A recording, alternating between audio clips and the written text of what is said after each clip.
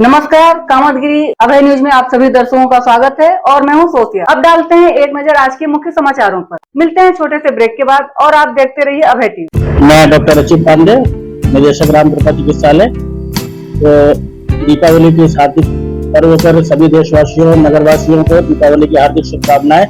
दीपावली की हार्दिक शुभकामनाओं को साथ देते हुए ये भी कह रहा हूँ कि दीपावली में जो भी पटाखे वगैरह छुटाए उसको बिल्कुल आराम से छुटाए, दूर से छुटाए और ज्यादा तेज ज्यादा रोशनी वाले पटाखों से दूर रहें और अपने स्वास्थ्य का और विशेष ध्यान रखें। समाचार बुलेटिन में आपका अपना स्वागत है। चित्रकूट करवी के कलेक्टर सभागार में प्रधानमंत्री उज्ज्वला योजना के अंतर्गत गैस सिलेंडर रिफिल सब्सिडी वितरण कार्यक्रम का किया गया आयोजन।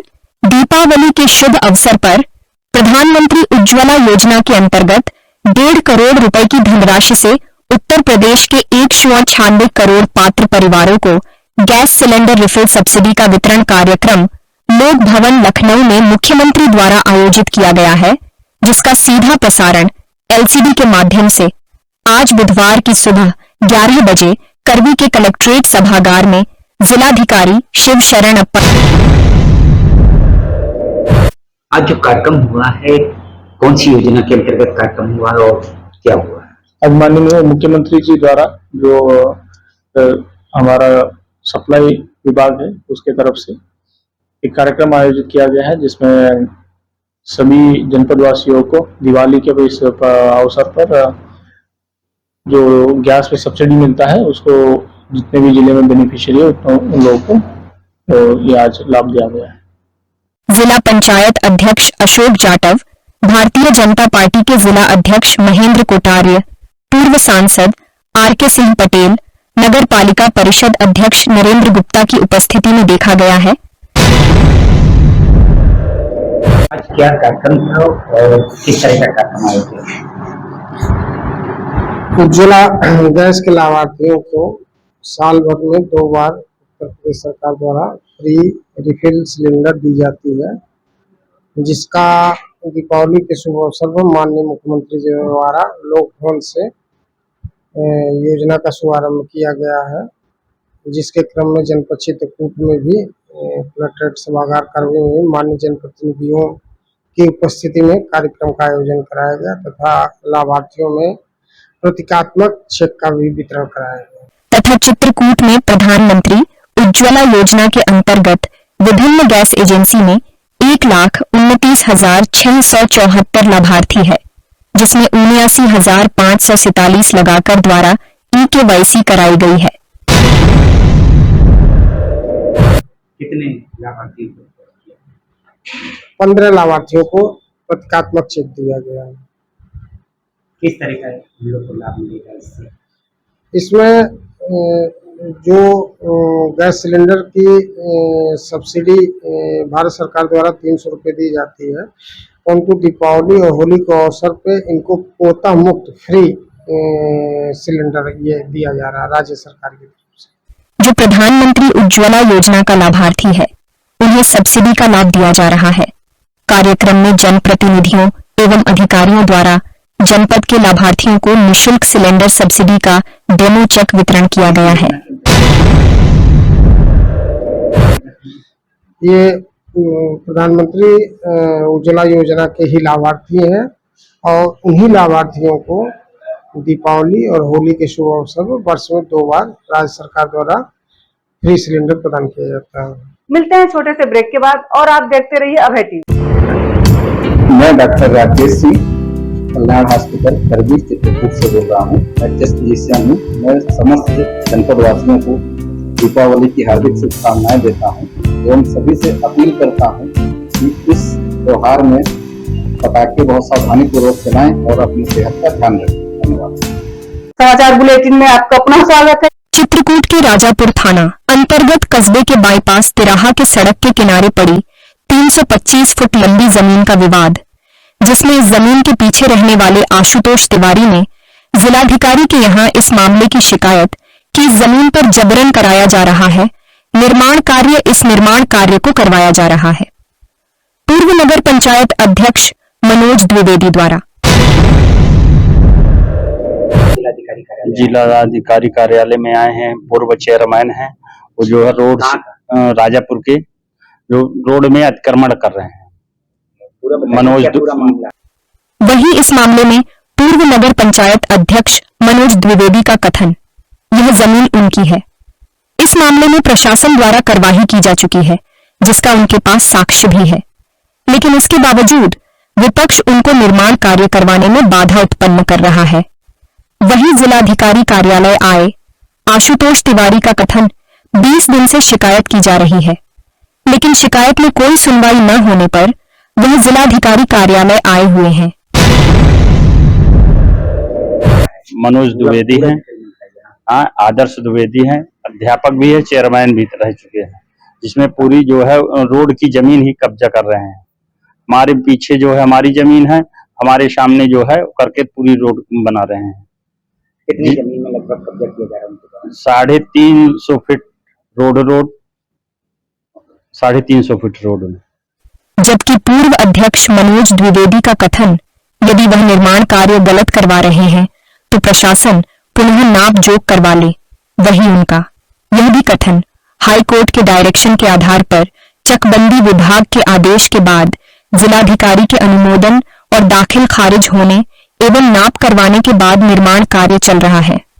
यदि प्रशासन को इसके बावजूद इस निर्माण कार्य में हेराफेरी दिखाई दे रही हो तो पुनः इसकी जांच करवा ले। जैसा भी हो, उनका यह भी कथन, जहां पर वह निर्माण कार्य करवा रहे हैं, पीछे दोनों गांव की सरहद में ग्राम सभा की जमीन है, फिर शिकायतकर्ता की, उसके बाद जमीन है। जैसा भी हो, शिकायतकर्ता की शिकायत के बाद इसमें क्या निष्कर्ष निकलता है, ये तो आगे आने वाला वक्त ही बताएगा।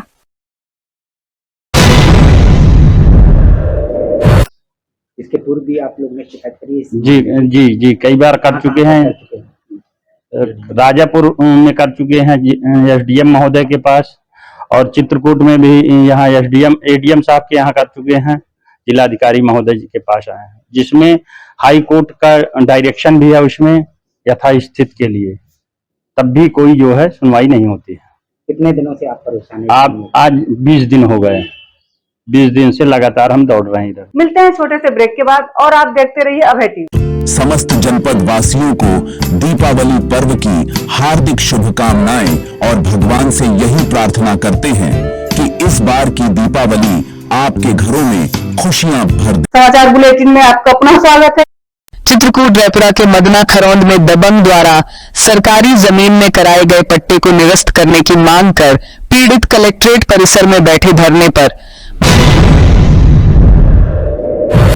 क्या पूरा मामला, किस मामले को लेकर मामला इनका पट्टा निरस्तीकरण का था। वो व्यक्ति जो है सरकारी सर्विस के दौरान पट्टा कराया था और फर्जी तरीके से, और उसका कौन पट्टा इन नारायण, उसका पट्टा नाले में हुआ है वो भी, और इनकी जमीन से लगभग 300-400 मीटर दूर पट्टा है। इसके बाद चकबंदी दौरान में चक जो है अपना स्थानांतरित करा करके इनकी जमीन में लाना चाहता है और इनका पीछे करना चाहता है। मामला चित्रकूट जनपद के मानिकपुर तहसील अंतर्गत रायपुरा थाना क्षेत्र के मदना खरौंद गांव का, जहां दबंग द्वारा फर्जी तरीके से सरकारी जमीन में कराए गए पट्टे को निरस्त करने की मांग को लेकर पीड़ित ग्रामीण परिवार सहित आज बुधवार की दोपहर 12 बजे कलेक्ट्रेट परिसर में धरने पर बैठ गया।